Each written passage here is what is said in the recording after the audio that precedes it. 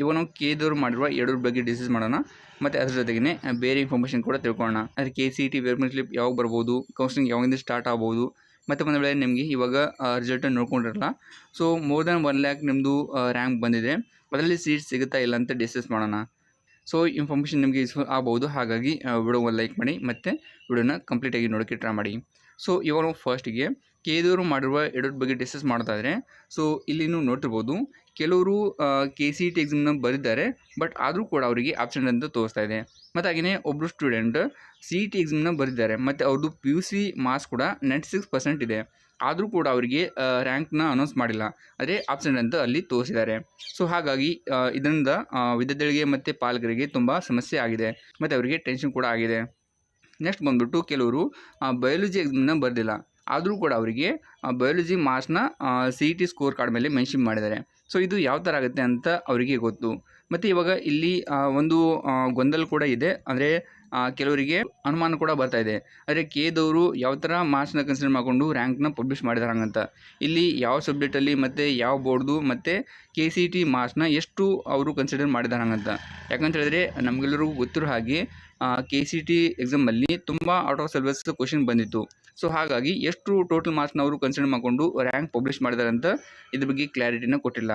So ಇದಕ್ಕಿಂತ ಮುಂಚೆ ನಮಗೆ ನ್ಯೂಸ್ ಆರ್ಟಿಕಲಲ್ಲಿ ಬಂದಿತ್ತು, ಸೊ ಔಟ್ ಆಫ್ ಸಿಲೆಬಸ್ ಬಂದಿರೋ ಕ್ವಶನ್ನ ಬಿಟ್ಬಿಟ್ಟು ಉಳಿದ ಕ್ವಶನ್ ಅಷ್ಟೇ ಕನ್ಸಿಡರ್ ಮಾಡ್ತೀವಿ ಹಂಗಂತ. ಬಟ್ ಕೆದವರು ಇದ್ರ ಬಗ್ಗೆ ಕ್ಲಾರಿಫಿಕೇಷನ್ನ ಕೊಟ್ಟಿಲ್ಲ. ಮತ್ತು ಹಾಗೆಯೇ ಇವಾಗ ಕೆಲವಿದ್ದದ್ದು CET ರಿಸಲ್ಟ್ನ ಚೆಕ್ ಮಾಡ್ಕೊಂಡಿರಲ್ಲ, ಅಲ್ಲಿ ಅವರಿಗೆ ತುಂಬ ಜಾಸ್ತಿ ರ್ಯಾಂಕ್ ಬಂದಿದೆ, ಅವರು ಎಕ್ಸ್ಪೆಕ್ಟ್ ಮಾಡಿದ್ದಕ್ಕಿಂತ ಜಾಸ್ತಿ ರ್ಯಾಂಕ್ ಬಂದಿದೆ.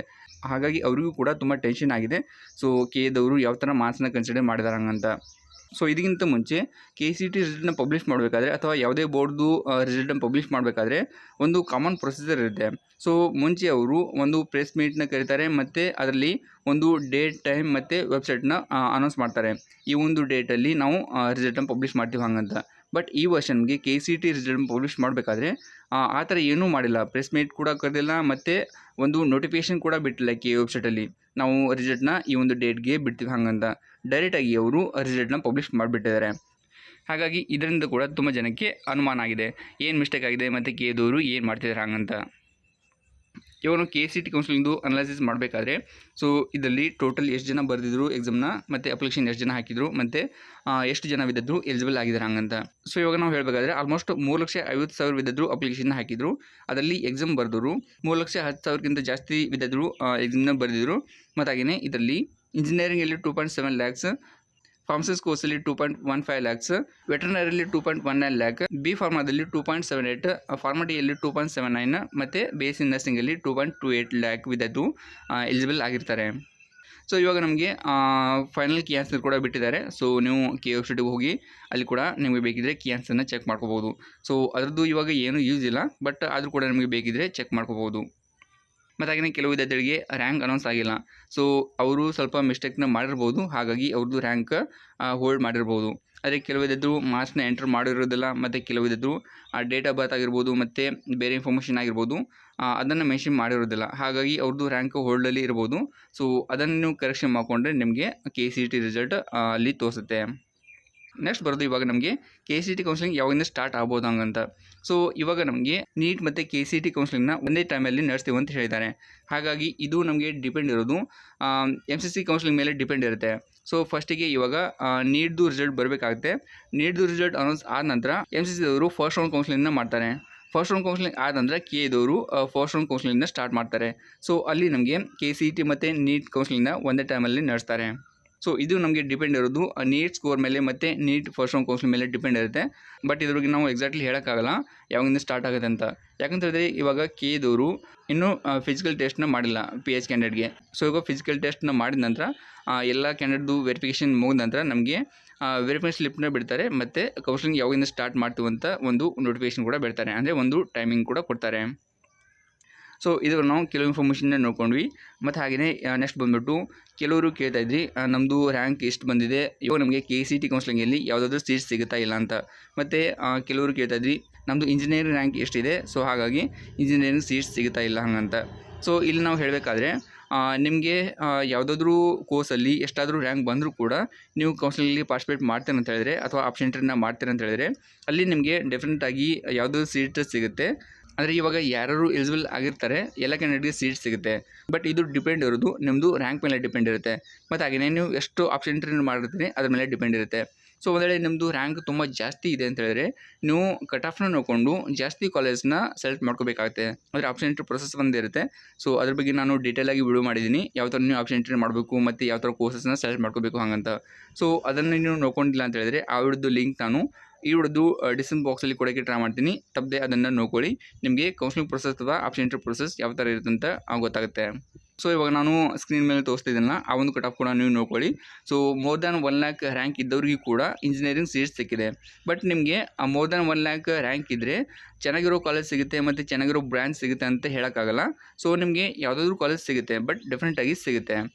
ಸೊ ನಿಮ್ಮದು ರ್ಯಾಂಕ್ ಒಂದು ವೇಳೆ ಚೆನ್ನಾಗಿದೆ ಅಂತ ಹೇಳಿದರೆ ಸೊ ನೀವು ಸ್ವಲ್ಪ ಚೆನ್ನಾಗಿರೋ ಕಾಲೇಜ್ ಮತ್ತು ಚೆನ್ನಾಗಿರೋ ಬ್ರಾಂಚ್ ಸಿಗ್ಬೋದು ಅಂತ ಎಕ್ಸ್ಪೆಕ್ಟ್ ಮಾಡ್ಬೋದು. ಬಟ್ ಒಂದು ವೇಳೆ ನಿಮ್ಮದು ಜಾಸ್ತಿ ರ್ಯಾಂಕ್ ಇದೆ ಅಂತ ಹೇಳಿದ್ರೆ ಸೊ ನಿಮಗೆ ಯಾವುದಾದ್ರೂ ಕಾಲೇಜ್ ಸಿಗುತ್ತೆ. ಬಟ್ ನೀವು ಪ್ರಿವಿಯಸ್ ಕಟ್ ಆಫ್ನ ನೋಡಿಕೊಂಡು ಎಲ್ಲ ಕಾಲೇಜ್ದು ಆಪ್ಷನ್ ಎಂಟ್ರಿನ ಮಾಡಬೇಕಾಗುತ್ತೆ. ಸೊ ನೀವು ಸ್ವಲ್ಪ ಜಾಸ್ತಿ ಕಾಲೇಜ್ನ ಆಪ್ಷನ್ ಎಂಟ್ರಿ ಮಾಡಿದ್ರೆ ನಿಮಗೆ ಅಲ್ಲಿ ಯಾವುದಾದ್ರೂ ಕಾಲೇಜ್ ಸಿಗುತ್ತೆ. ಸೊ ಇವಾಗ ಯಾರ್ಯಾರ್ದು ರ್ಯಾಂಕ್ ಚೆನ್ನಾಗಿದೆ ಅವರು ಏನು ಟೆನ್ಷನ್ ತೊಗೊಳ್ಳೋದು ಅವಶ್ಯಕತೆ ಇಲ್ಲ. ಬಟ್ ಆದರೂ ಕೂಡ ಅವರು ಆಪ್ಷನ್ ಎಂಟ್ರಿ ಮಾಡಬೇಕಾದ್ರೆ ಪ್ರಿವಿಯಸ್ ಕಟ್ ಆಫ್ನ ನೋಡಿಕೊಂಡು ಅಂದರೆ ಯಾವ ಕಾಲೇಜಲ್ಲಿ ಯಾವ ಕ್ಯಾಟಗರಿದವ್ರಿಗೆ ಎಷ್ಟು ಕಟ್ ಆಫ್ ನಿಂತಿತ್ತು ಅದನ್ನು ನೋಡಿಕೊಂಡು ಅವರು ಆ ಥರ ಕಾಲೇಜ್ದು ಲೀಸ್ಟ್ ಮಾಡಿಕೊಂಡು ಆಪ್ಷನ್ ಎಂಟ್ರಿ ಮಾಡಬೇಕಾಗುತ್ತೆ. ಮತ್ತು ಹಾಗೆಯೇ ಯಾರದ್ದು ರ್ಯಾಂಕ್ ತುಂಬ ಜಾಸ್ತಿ ಇದೆ ಅವರು ಕೂಡ ಸೇಮ್ ಪ್ರೊಸೆಸ್ನ ಫಾಲೋ ಮಾಡಬೇಕಾಗುತ್ತೆ. ಸೊ ಲಾಸ್ಟ್ ಇಯರಲ್ಲಿ ಯಾವ ಕೋರ್ಸಲ್ಲಿ ಎಷ್ಟು ಕಟ್ ಆಫ್ ರ್ಯಾಂಕ್ ನಿಂತಿತ್ತು ಅದೇ ಪ್ರಕಾರವಾಗಿ ಅವರು ಸ್ವಲ್ಪ ಜಾಸ್ತಿ ಕಾಲೇಜ್ನ ಸೆಲೆಕ್ಟ್ ಮಾಡಿಕೊಂಡು ಆಪ್ಷನ್ ಎಂಟ್ರಿನ ಮಾಡಿದ್ರೆ ಒಳ್ಳೆಯದು. ಸೊ ಇವಾಗ ನಿಮಗೆ ಇದಕ್ಕೆ ಕ್ಲಾರಿಫಿಕೇಷನ್ ಸಿಕ್ಕಿರ್ಬೋದು ಅನ್ಕೋತೀನಿ. ಸೊ ಯಾರ್ಯಾರು ಇವಾಗ ಎಲಿಜಿಬಲ್ ಆಗಿರ್ತಾರೆ ಅಥವಾ ಯಾರ್ಯಾರಿಗೆ ಇವಾಗ ರ್ಯಾಂಕ್ ಅನೌನ್ಸ್ ಆಗಿದೆ ಅವರಿಗೆಲ್ಲ ಸೀಟ್ ಸಿಗುತ್ತೆ. ಬಟ್ ಇದು ಪ್ರಿವಿಯಸ್ದು ಕಟ್ ಆಫ್ ಮೇಲೆ ಡಿಪೆಂಡ್ ಇರುತ್ತೆ. ಹಾಗಾಗಿ ನೀವು ಆಪ್ಷನ್ ಎಂಟ್ರಿ ಮಾಡಬೇಕಾದ್ರೆ ಕಟ್ ಆಫ್ನ ನೋಡಿಕೊಂಡು ಮತ್ತು ಮ್ಯಾಕ್ಸಿಮಮ್ ಕಾಲೇಜ್ನ ಸೆಲೆಕ್ಟ್ ಮಾಡ್ಕೊಳ್ಳೋಕ್ಕೆ ಟ್ರೈ ಮಾಡಿ. ಸೊ ಪ್ರತಿ ವರ್ಷ ತುಂಬ ಸೀಟ್ ವ್ಯಾಕೆಂಟ್ ಉಳಿಯುತ್ತೆ. ಸೊ ತುಂಬ ಜನ ಬಿದ್ದು ಕೆಲವರಿಗೆ ಸೀಟ್ ಸಿಗಲ್ಲ ಅಂತ ಅವರು ಕೌನ್ಸಿಲಿಂಗಲ್ಲಿ ಪಾರ್ಟಿಸಿಪೇಟ್ ಮಾಡಲ್ಲ. ಮತ್ತು ಇನ್ನೂ ಕೆಲವು ಜನ ಕಾಲೇಜ್ ಚೆನ್ನಾಗಿರಲ್ಲ ಅಂತ ಅವರು ಪಾರ್ಟಿಸಿಪೇಟ್ ಮಾಡಲ್ಲ. ಒಂದು ವೇಳೆ ನಿಮಗೆ KCET ಕೌನ್ಸಿಲಿಂಗಲ್ಲಿ ಸೀಟ್ ಬೇಕು ಅಂತ ಅಂದ್ಕೊಂಡಿದ್ರೆ ನೀವು ಕರೆಕ್ಟಾಗಿ ಎಲ್ಲ ಇನ್ಫಾರ್ಮೇಷನ್ನ ನೋಡಿಕೊಂಡು ಆಪ್ಷನ್ ಎಂಟ್ರಿನ ಮಾಡಬೇಕಾಗುತ್ತೆ. ಸೊ ಈಗ ನಾವು ಎಲ್ಲ ಇನ್ಫಾರ್ಮೇಷನ್ ನೋಡ್ಕೊಂಡ್ವಿ. ಮತ್ತು ಹಾಗೆಯೇ ವೆರಿಫಿಕೇಷನ್ ಸ್ಲಿಪ್ ಬಗ್ಗೆ ಡಿಸ್ಕಸ್ ಮಾಡೋದಾದರೆ ಸೊ ಇವಾಗ ನಮಗೆ ವೆರಿಫಿಕೇಷನ್ ಸ್ಲಿಪ್ ಬಿಡೋದು PH ಕ್ಯಾಂಡಿಡೇಟ್ದು ವೆರಿಫಿಕೇಷನ್ ಮುಗಿದ ನಂತರ ಅಥವಾ ಫಿಸಿಕಲ್ ಎಕ್ಸಾಮಿನೇಷನ್ ಮುಗಿದ ನಂತರ ವೆರಿಫಿಕೇಷನ್ ಸ್ಲಿಪ್ನ ಬಿಡ್ತಾರೆ. ಮತ್ತು ಹಾಗೆಯೇ ನಮಗೆ ಒಂದು ಡೇಟ್ನು ಕೂಡ ಕೊಡ್ತಾರೆ ಯಾವಾಗಿಂದ ಕೌನ್ಸಿಲಿಂಗ್ ಸ್ಟಾರ್ಟ್ ಮಾಡ್ತೀವಿ ಹಾಗಂತ. ಇವಾಗ ಫಿಸಿಕಲ್ ಎಕ್ಸಾಮಿನೇಷನ್ ಯಾವಾಗಿರುತ್ತೆ ಅದ್ರ ಮೇಲೆ ಡಿಪೆಂಡ್ ಇರುತ್ತೆ. ಸೊ ಅಲ್ಲಿವರೆಗೂ ವೆಯ್ಟ್ ಮಾಡಬೇಕಾಗುತ್ತೆ. ಸೊ ಇನ್ನೂ ನಮಗೆ ವೆರಿಫಿಕೇಷನ್ ಸ್ಲಿಪ್ನ ಇನ್ನೂ ಬಿಟ್ಟಿಲ್ಲ. ಸೊ ಆದಷ್ಟು ಬೇಗನೆ ಬಿಡ್ತಾರೆ. ಸೊ ಕೆಲವು ಜನ ಕೇಳ್ತಾ ಇದ್ರಿ ವೆರಿಫಿಕೇಷನ್ ಸ್ಲಿಪ್ನ ಯಾವಾಗ ಬಿಡ್ತಾರೆ ಅಥವಾ ಬಿಟ್ಟಿದ್ದಾರೆ ಹಾಗಂತ. ಸೊ ಅದು ಇನ್ನೂ ಬಿಟ್ಟಿಲ್ಲ. ಸೊ ಆ ಥರ ಏನಾದರೂ ಅಪ್ಡೇಟ್ ಬಂದಾಗ ಕೂಡ ನಾವು ನಿಮಗೆ ಇದೇ ಥರ ವಿಡಿಯೋ ಮಾಡಿ ತಿಳಿಸೋಕ್ಕೆ ಟ್ರೈ ಮಾಡ್ತೀವಿ.